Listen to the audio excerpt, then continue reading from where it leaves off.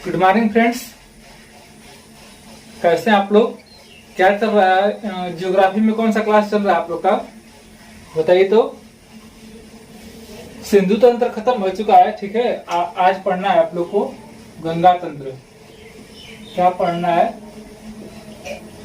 गंगा तंत्र, ठीक है।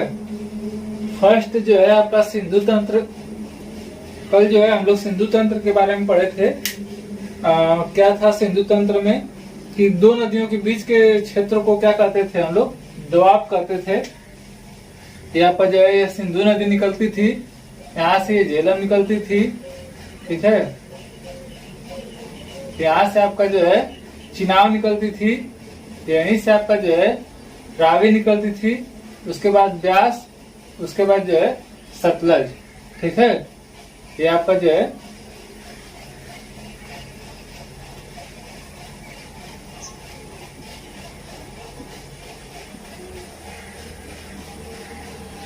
ठीक, यही न था आपका नक्शा, ठीक है। ऐसे नदियां निकलती थी, तो जो है ये 5 नदियां निकलती थी और इनके बीच के क्षेत्र को क्या कहते थे हम लोग?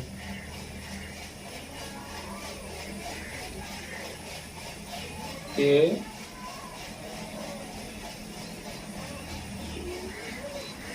ठीक है, सतलज। रफली खींच दिए हैं आपका इंडिया का नक्शा बताने के लिए। कल जो इसके बारे में हम समझा चुके हैं। ये सिंधु थी, सिंधु और जो है आपका झेलम के बीच के द्वार को सिंधु सागर झेलम कहते हैं, ठीक है। चिनाब और जो है झेलम के बीच के द्वार को चाज कहते हैं, और रावी और चिनाब के बीच के द्वार को रचना कहते हैं। उसके बाद रावी और ब्यास के बीच के द्वार को जो है बारी कहा जाता है, और ब्यास और सतलज के बीच के द्वार को क्या कहते हैं हम लोग? वित्स द्वार कहते हैं। क्या कहते हैं? वित्स द्वार, ठीक है। आज हम लोग को पढ़ना है क्या? भींगा था क्या जी? आज पढ़ना है गंगा तंत्र। देखिए गंगा तंत्र में क्या है, जैसे आपका हम आपको बता दे रहे हैं।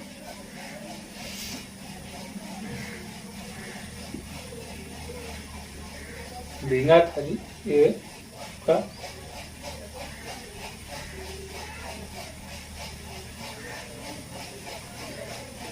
ठीक है।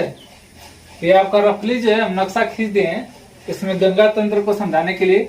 आप इसको समझ लीजिए, यहाँ से नॉर्मली जो है ये आपका राजस्थान है, ठीक है।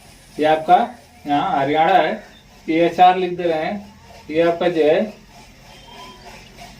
यूपी है, ठीक है। ये बिहार है, बंगाल है, ठीक है।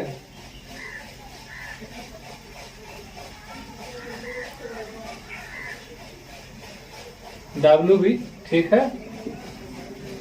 और ये आपका बांग्लादेश है, ठीक। ये आपका उत्तराखंड है, ये आपका उत्तराखंड है। यहाँ पे आपकी दिल्ली है, तो और यहाँ पे आपका क्या है? एमपी है। तो देखिए आपको जो है राज्य को रिजीम लिख रहे हैं आरजे, ठीक है। यहाँ पर आपका पंजाब है, ENB। ये आपका हिमाचल प्रदेश, ये आपका JNK। चलिए देखिए, ये तो सिंधु तंत्र था। सिंधु तंत्र में जो ये नदियां निकल के कहाँ थी? पाकिस्तान में रहती थी, और यहाँ से ये आपका जो है ये 5 नदियां जो है आके इसमें मिल जाती थी, ठीक है। अब देखिए ये तो था आपका सिंधु तंत्र। इसके बाद जो है हमको पढ़ना है गंगा तंत्र। तो देखिए गंगा जो है यहाँ से निकलती है, और ये जो है पूरा जो है राजस्थान, मध्य प्रदेश, बिहार, बंगाल होते हुए जो है आपका कहाँ चली जाती है? बांग्लादेश में। कहाँ चली जाती है? बांग्लादेश में। ये आपका जो है पूरा क्षेत्र देखिए, ये भी आपका, ठीक है।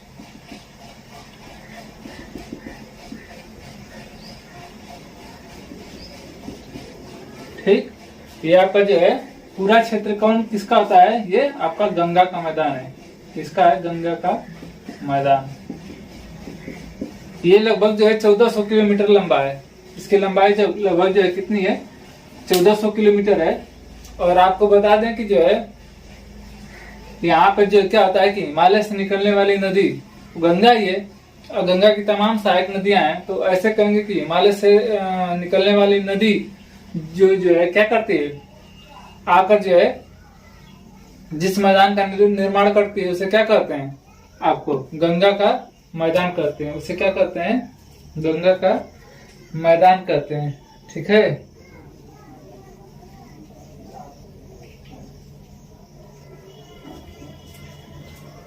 गंगा का मैदान कहते हैं। अब देखिए ये हमारी गंगा कहाँ निकली है, उत्तराखंड से निकली है।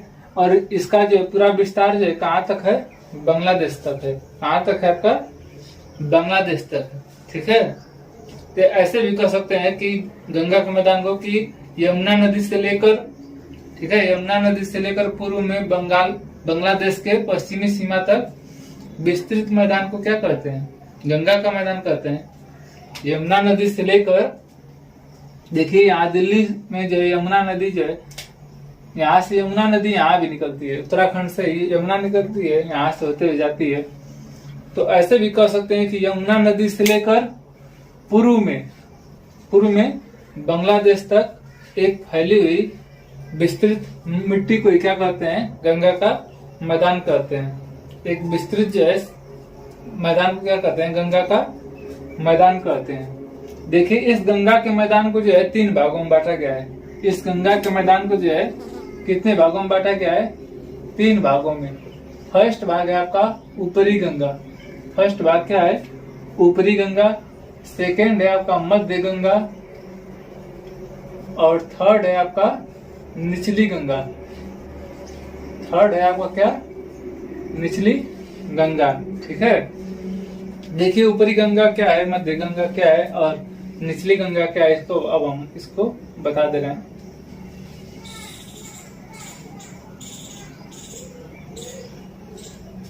ठीक, देखिए इसको भी मिटा दे रहे हैं। इसको तो हम लोग पढ़ ही चुके हैं, इसको मिटाने का कोई मतलब है नहीं। देखिए ये आपका लगभग जो हम खींच दे रहे हैं ऐसे करके, ये गंगा का क्षेत्र है।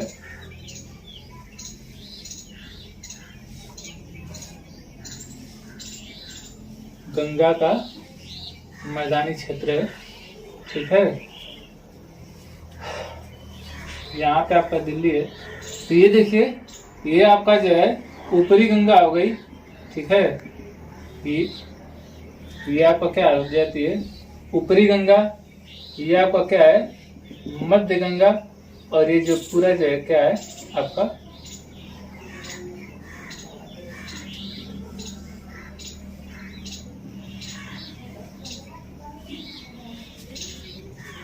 चलिए ऐसे ही बना दे रहे हैं। ठीक, ये फर्स्ट 1 नंबर डाल दे रहे हैं, ये सेकेंड और ये थर्ड।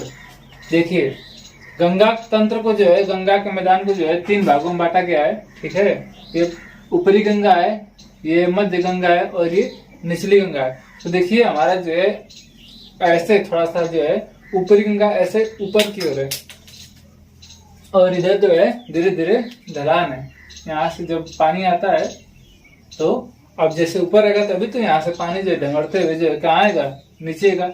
ये थोड़ा ऊपर है, उससे थोड़ा सा नीचे और उससे थोड़ा सा नीचे, मतलब कह सकते हैं कि ऐसे जैसे देखिए मार्कर है, ऐसे ऐसे थोड़ा सा ऐसे, ये ऊपर है थोड़ा सा, ये तो लगभग बराबर है, ये ऐसे थोड़ा सा नीचे फिर और नीचे। ठीक है, तो देखिए कहाँ से कहाँ तक ऊपरी गंगा है।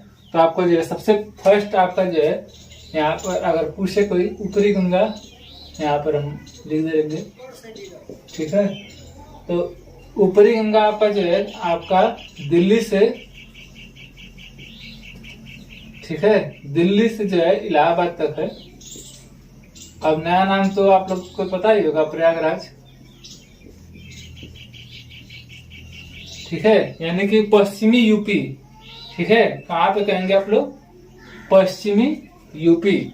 यानी कि हमारा जो है कहाँ है, पश्चिमी यूपी ये सब कानपुर जो आता है हम लोग का, कानपुर, मुरादाबाद, ठीक है, ये पूरा दिल्ली से लेके इलाहाबाद तक ये आपका ऊपरी गंगा है। इसमें सहायक नदियां कौन कौन सी, जैसे गोमती है, गंडक हो जाती है, राम गंगा है, आपका यमुना है, ठीक है, गोमती है, ठीक है, गंडक है, राम गंगा है और यमुना है, ठीक है, घाघरा है, ये सब इसकी सहायक नदियां हैं।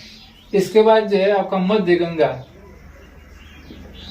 मध्य गंगा, ठीक है, आपका कहाँ से हो जाएगा, प्रयागराज से, प्रयागराज से। जैसे हमारा पूर्वांचल जो है लगभग जो है ये पूरा पूर्वांचल जो है हमारा किसमें जाएगा, जैसे हम लोग का गाजीपुर जिला, वाराणसी जिला, सारा जो है किसमें आ जाएगा, मध्य गंगा में, ठीक है। किसमें आ जाएंगे हम लोग, मध्य गंगा में। ये आपका पूर्वी बिहार तक रहता है, ठीक है, पूर्वी बिहार। पूर्वी बिहार में कहाँ तक, तो फरक्का एक जगह है, फरक्का एक्सप्रेस का नाम सुने हैं ना आप लोग, फरक्का, वही, ठीक। उसके बाद थर्ड है आपका निचली गंगा। थर्ड क्या है, निचली गंगा। निचली कहाँ से है आपका, वही बिहार से, पूर्वी बिहार, ठीक है, मतलब यही फरक्का से, ठीक है, पूर्वी बिहार यानी फरक्का से लेके पूरा जो बंगाल, पूरा बंगाल यानी डेल्टा जहां तक बनता है वहां तक, डेल्टाई प्रदेश तक।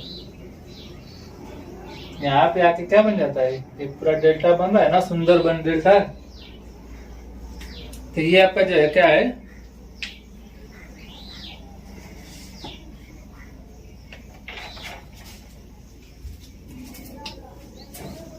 अब देखिए क्या होता है, यहीं पे जो है सबसे ज्यादा जो है जलोढ़ मिट्टी पाई जाती है। हम आपको बताए थे जब इसका भौगोलिक विस्तार कर रहे थे उत्तर भारत का विशाल मैदान का, तो कहे थे कि जो है जब नदियां जो है जमाव, जहां से जल उसका पूरा जमा रहता है, ठीक है, जल जमा रहता है, उसके बाद जब वो अपने रास्ते पर निकलती हैं तो वो काप या जलोढ़ मिट्टी, जल द्वारा उड़ाई गई मिट्टी जलोढ़ मिट्टी कहलाती है, जो दो प्रकार की होती है, खादर और बांगर। खादर और बांगर, देखिए खादर और बांगर इसी क्षेत्र में पाई जाती है। यहाँ पर जो है प्रतिवर्ष, यहाँ पे हर साल हजारों टन की मिट्टियां जो है नदियों द्वारा लाई जाती है, हर साल। हम बताए थे आपसे कि जो है खादर प्रदेश में जो है हर साल बाढ़ आती है, बांगर प्रदेश में जो है हर 2 साल से 3 साल पे जो है बाढ़ आती है।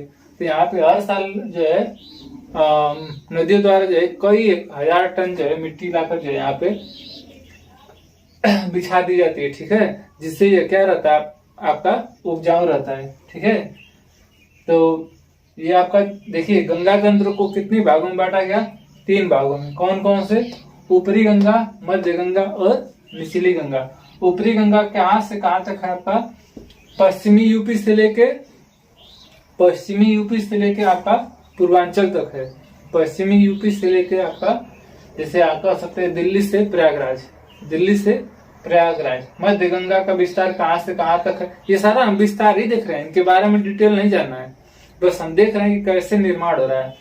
मध्य गंगा कहाँ से कहाँ तक है, तो इलाहाबाद से, मतलब पूर्वांचल से कह सकते हैं पूरा पूर्वी बिहार, पूर्वांचल से पूर्वी बिहार। और निचली गंगा कहाँ है, पूर्वी बिहार से पूरा बंगाल, पूर्वी बिहार से पूरा बंगाल, पूर्वी बिहार से पूरा बंगाल, ठीक है। इसका स्क्रीनशॉट ले लीजिए, ठीक है।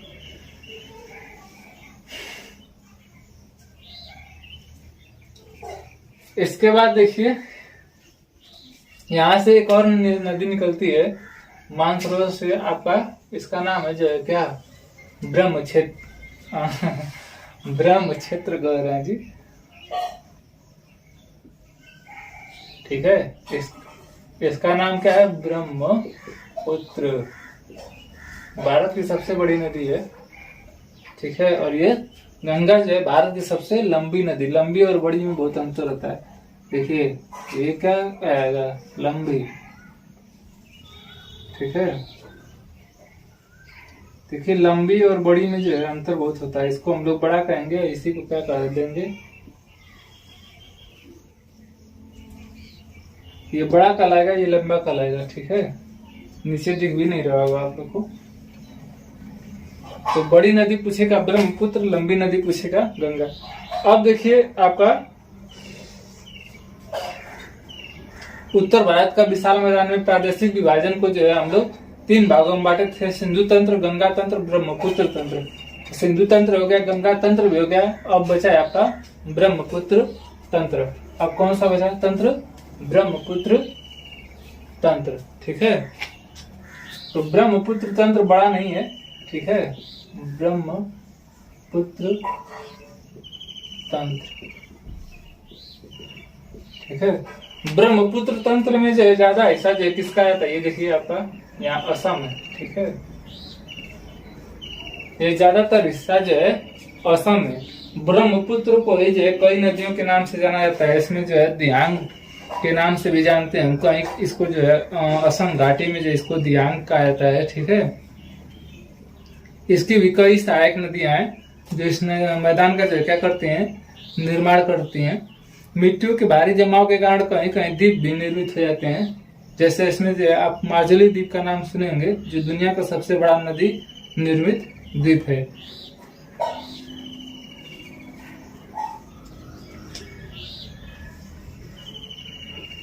मिट गया है क्या ये ब्रह्मपुत्र?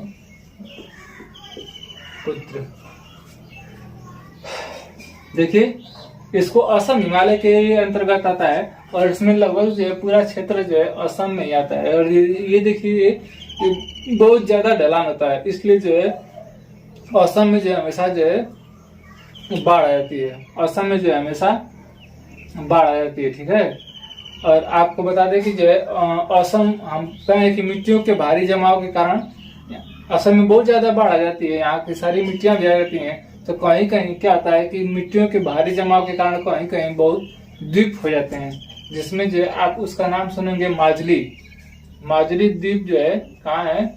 असम में। ब्रह्मपुत्र नदी द्वारा निर्मित जो है विश्व का सबसे बड़ा द्वीप समूह है। और यहीं पर एक और द्वीप समूह है, उसका नाम है उमानंदा। उमानंदा ये जो है विश्व का सबसे छोटा द्वीप समूह है। नदी द्वारा निर्मित सबसे बड़ा द्वीप समूह माजुली और सबसे छोटा उमानंदा, जो कहाँ है? असम में, और ब्रह्मपुत्र नदी द्वारा निर्मित है। इसमें ज्यादा बड़ा नहीं, बस यही है कि जो ब्रह्मपुत्र जो है, ब्रह्मपुत्र तंत्र में जो है इसकी जो है सहायक जो नदियां हैं, दियांग नदी, ये जो आके जो है क्या करती हैं, आकर असम घाटी में जो है मैदान का निर्माण करती हैं। और कहीं कहीं मिट्टियों के भारी जमाव के कारण जो है द्वीप उत्पन्न हो जाते हैं, जैसे जो आपका माजुली और उमानंदा। माजुली और उमानंदा। इसके अलावा यह 3 और पर्वतों से और पहाड़ियों से घिरा भी होता है। ठीक है, देखिए यहाँ से जो है आपका जो है ये पर्वतों और पहाड़ियों से घिरा भी होता है। यहाँ पे आपका जो है मिरी है, डाफला है, मिसमी है, ये सब पहाड़ियां जो इसको क्या की रहती हैं, आपका घेरे रहती हैं। तो बाकी जो है ये आपका ब्रह्मपुत्र तंत्र भी खत्म हो गया। ब्रह्मपुत्र तंत्र भी जो है आपका खत्म हो गया। ठीक है, तो इसी के साथ जो है हम लोग ने क्या पढ़ा, प्रादेशिक हिमालय का जो है विभाजन। प्रादेशिक हिमालय का जो है विभाजन। ठीक है, अरे सॉरी जी, प्रादेशिक हिमालय में विभाजन करना। उत्तर भारत का विशाल मैदान का प्रादेशिक विभाजन। उत्तर भारत का विशाल मैदान का प्रादेशिक विभाजन। तो अब जो है हमारा जो है नेक्स्ट टॉपिक जो रहेगा आपका रहेगा प्रायद्वीपीय पठार। क्या रहेगा अब नेक्स्ट जो है टॉपिक क्या रहेगा आपका? प्रायद्वीपीय पठार। प्रायद्वीपीय पठार।